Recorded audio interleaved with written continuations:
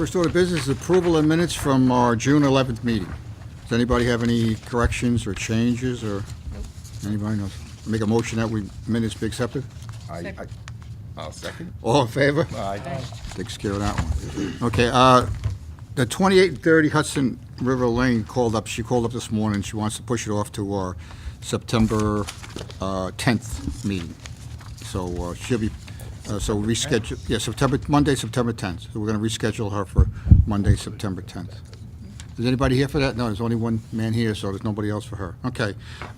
Next order of business is Mr. Rathe, 28 Hudson Way, Cold Spring, right? And this is a continuation of a public hearing regarding a garage at 28 Hudson Way. And he's looking for a variance on the zoning that says 17510, which is 1,000 square feet. He's looking for, now let's say I got it correct this time, okay, 3,680 square feet? With the attic.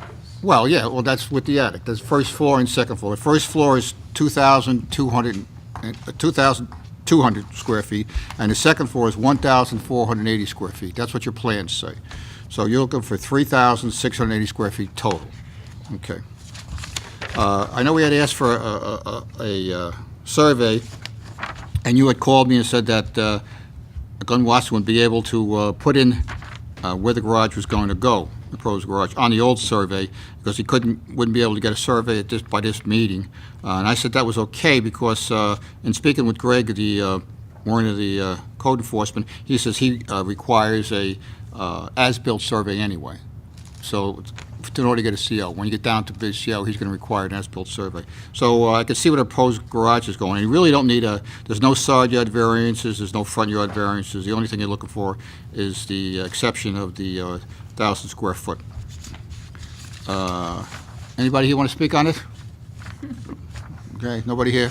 Okay. Explain to me why you really need one so big, because it's much bigger than your house, isn't it? You want to step up to the mic, please? My business is woodworking.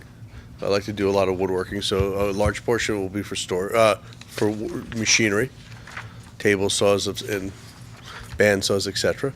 I collect old motorcycles, so I like to work on them as well. So I've got lots of stuff from generations for storage, primarily. You see, one of my concerns here is that second floor. Because you got water going in the building? No water at all. No water. I'm not even planning to sheetrock upstairs. There's no. It's just electricity. Just electricity. There's no septic. There's no running water. No water exiting the building either. Okay. Just to clarify, it's the structure is 35 by 60, Correct. and the square footage of the entire structure would be 3,600? Well, it's approximately, yes. So 3680. 3680, according to that's the second floor, first floor and second floor, square footage. But that's all part and parcel of what's considered this detached residential garage structure, correct? correct. Okay. Okay. Anybody have any questions before I go over the factors? Anybody have any other questions? What would you do if you were denied? I would ask how to get it approved. What would be the next steps? I mean, is there another means of doing it? Would a small garage suffice for you and stuff like that? That's what he's trying to say. I'm sorry. Yes, it would. It would suffice. Okay. Is this the minimum amount you need? No, I think this is the maximum. I want to do this. I'm planning to live here for the rest of my life, and I figure if I'm going to do this once, I should do it right. So that's my plan.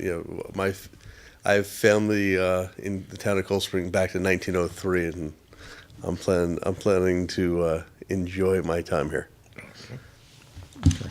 Well, I've been up there, and really, I don't see any, I think you're in hindsight or vision of any other building or anything like that I can see, or like that, so I don't see anybody being disturbed, and as I can see by nobody's here, I guess there's nobody disturbed, because letters go out to all the neighbors and all like that, so I guess there's no disagreement there. So I just want to go to 5 factors. These are questions we ask you in order to be considered for the application. Number 1, what possible detriment would the variance have on nearby properties? Well, I've been up there and I don't see any detriment to nearby property, because there's not too many properties nearby. You're 30 foot from the line. I don't see any houses really around you. Maybe one to the south, I guess, right, would be, There is, on Hudson Way, there is one house. one house there. 30 But number that's pretty 32. far away from you. I'd say probably 300 feet. Yeah, right, 300 feet from you. And from where I can see, I don't even see the building line.